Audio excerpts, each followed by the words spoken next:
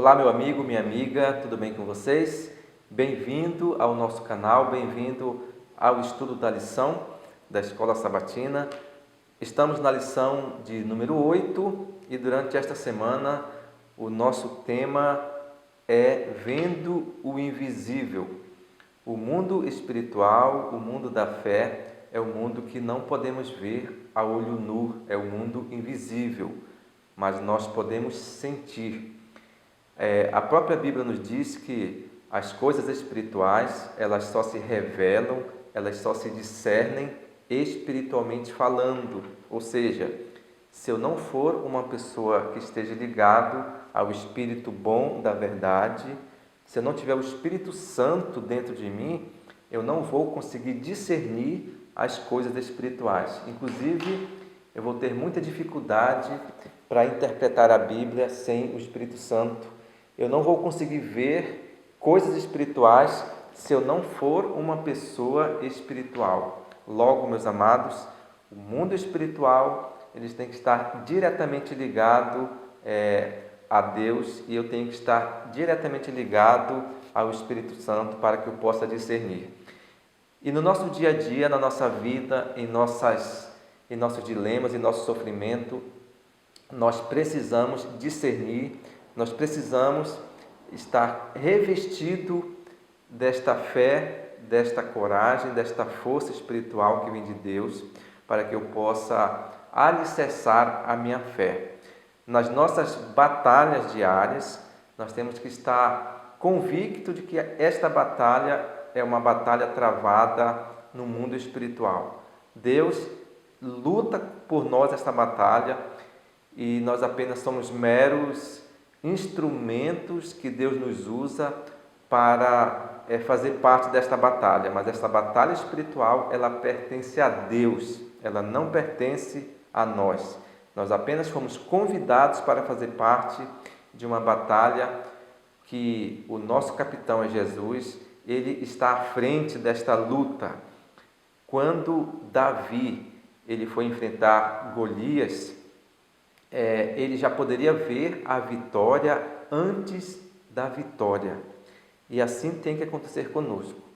Nas nossas batalhas diárias, nós temos que conseguir enxergar a vitória antes da vitória. Davi, antes de se dispor a lutar contra Golias, antes da batalha corporal, ele já via um gigante derrotado. Ele já via um gigante ao chão. E no mundo espiritual, nós temos que ter essa visão de Davi. Nós temos que ir para a batalha confiante de que Cristo já venceu essa batalha por nós. E nós vamos apenas receber o prêmio desta batalha, executar aquilo que já foi executado. O mundo espiritual é um mundo difícil de entender, é um mundo difícil de compreender, porque nem todos estão aptos a compreender este assunto da fé, da confiança, do Espírito Santo. Portanto, esta semana a nossa lição falará um pouco sobre esse assunto. O verso para memorizar está em Hebreus capítulo 11, o verso 27. O Hebreus capítulo 11, ele fala dos heróis da fé. E aqui diz assim: pela fé Moisés abandonou o Egito, não ficando amedrontado com a ira do rei, pois permaneceu firme como quem vê aquele que é invisível. Então, pela fé, não apenas Moisés, mas nós temos ali uma lista de heróis da fé que avançaram, que foram avante apenas pela fé. Na lição de domingo, nos fala sobre a generosidade do Pai. Jesus, ele foi morto para nos dar a vida eterna.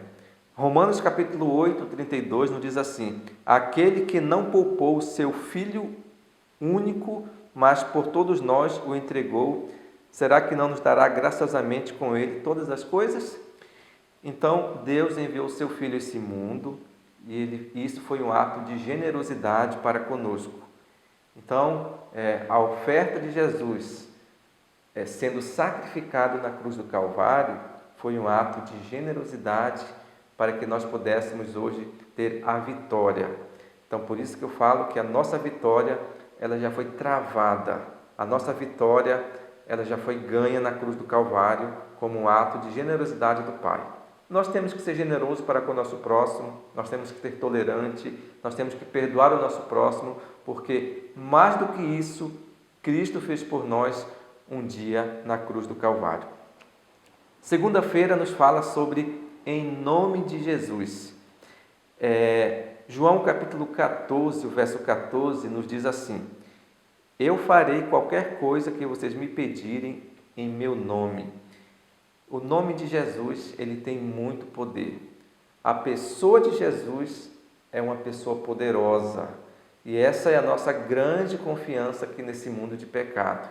E é por isso que toda vez que nós oramos, no final da oração, nós o fazemos em nome de Jesus, porque essa é uma promessa bíblica, está lá em João 14 e o verso 14. Portanto, a pessoa de Jesus, o nome de Jesus, emana todo o poder que nós necessitamos para vencer as batalhas desse mundo. Jesus é o nosso grande general, Jesus é o nosso grande herói, é o nosso grande príncipe, rei, sumo sacerdote, ele é o leão da tribo de Judá, ele é o rei do universo que está vencendo as batalhas conosco. Portanto, esse nome tem poder e nós temos que clamar a cada dia em nome de Jesus. Por quê? Porque é somente clamando em nome de Jesus é que também nós vamos ser mais do que vencedor por meio daquele que nos amou e que venceu e que vence as batalhas por nós hoje. Bem, a lição de terça-feira nos fala sobre o poder da ressurreição. A ressurreição de Jesus foi a grande vitória que nos dá hoje a nossa vitória. Jesus venceu e por isso nós somos vencedores. Nós vencemos porque Ele venceu e não como Ele venceu. Nós somos vencedores porque Jesus, Ele não apenas morreu na cruz derramando seu sangue, mas Ele ressuscitou, ascendeu ao céu e hoje Ele intercede por nós.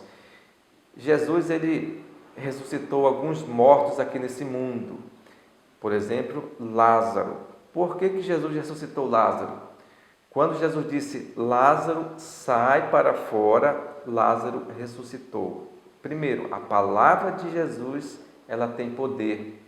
E o fato de Lázaro ter ressuscitado, isso nos mostra que Jesus, ele tem poder sobre a morte, ele tem controle sobre a morte. Foi por isso então que Jesus ele também curou o cego. Por que Jesus curou o cego?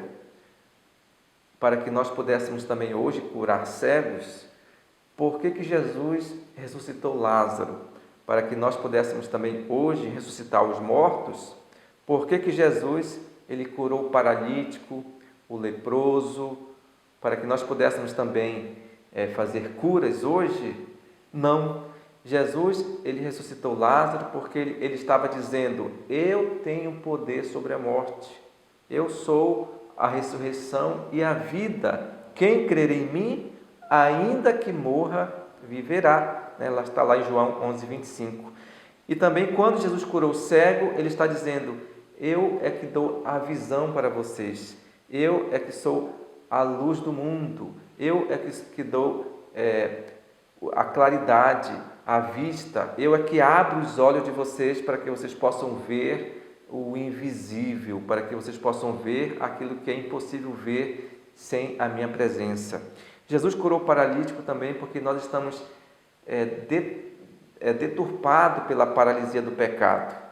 E o pecado, a paralisia, o paralítico na Bíblia representa o pecado, assim como também a lepra, né? A lepra é o símbolo do pecado.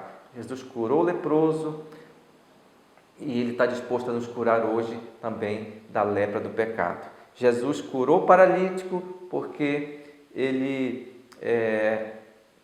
quer nos curar a cada dia dessa paralisia que nos deixa estagnado, que nos impede de andar, que é o pecado por meio das forças das trevas. Quarta-feira, entregando ao Senhor as preocupações. Lá em 1 Pedro 5, verso 7, nós temos um texto muito conhecido que diz: lançando sobre ele, sobre Jesus, toda a nossa preocupação, toda a nossa ansiedade, porque ele tem cuidado de nós. Você é uma pessoa preocupada? Você é uma pessoa que sofre de ansiedade? Pedro era uma pessoa muito ansiosa.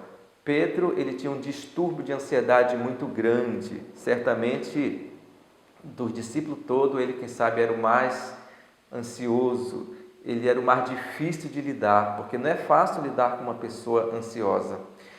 Mas uma vez Pedro, ele ouviu de Jesus, lá no Monte das Oliveiras, as seguintes declarações: não andes ansioso, não andes preocupado quanto ao que haver de comer, de beber, de vestir. Palavra de Jesus.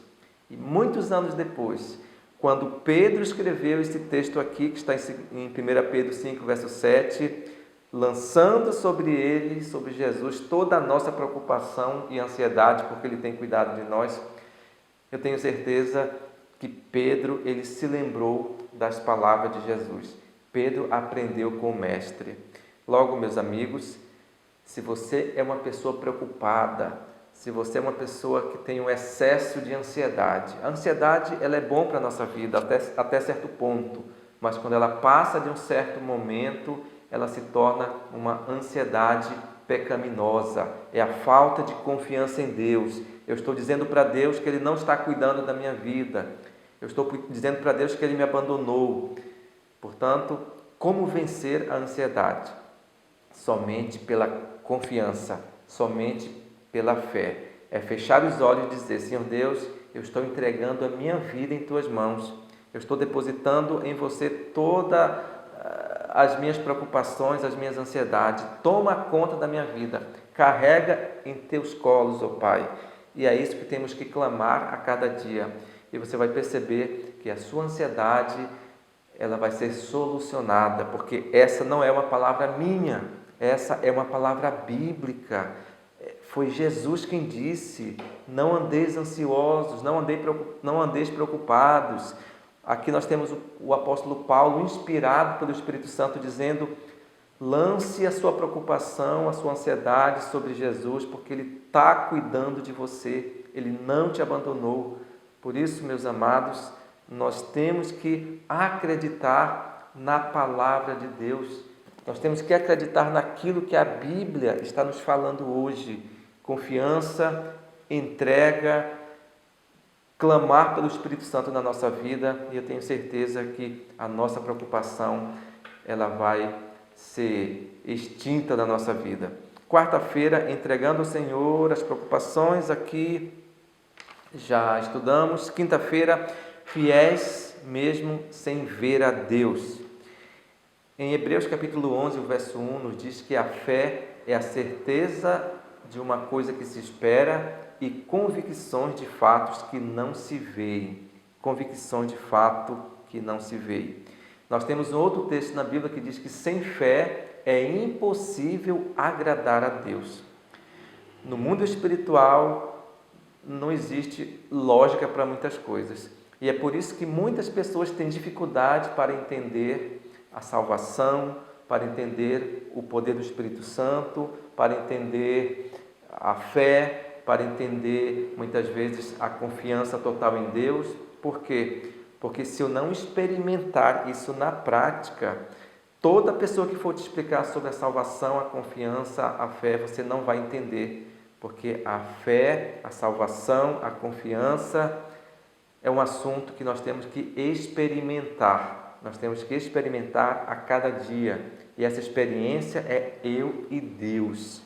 Nós temos um verso que o apóstolo Paulo fala, que diz assim: e não vos conformeis com este mundo, mas transformai-vos pela renovação da vossa mente, para que experimenteis qual seja a boa, agradável e perfeita vontade de Deus. Para que experimenteis. Nós temos que experimentar a vontade de Deus. E essa experimentação é uma experiência que eu tenho com Deus. Aí sim eu vou entender a salvação, eu vou entender a fé, a confiança. Mas se eu não tiver uma experiência com Deus por meio da renovação da minha mente, Eu tenho que abrir mão das coisas desse mundo. Eu tenho que pensar mais nas coisas celestiais. Eu tenho que me sentir desconfortado e desconformado com esse mundo. E não vos conformeis com este mundo. É só assim que eu vou experimentar a boa, agradável e perfeita vontade de Deus. E a vontade de Deus é que eu me salve, é que eu esteja livre das ansiedades, das preocupações e que eu saia para levar esta mensagem para as outras pessoas. Esse foi o nosso tema desta semana. Que Deus nos abençoe, que Deus te guarde, te proteja e na semana que vem nós voltaremos com o nosso próximo estudo. Um grande abraço, tchau e até a semana que vem.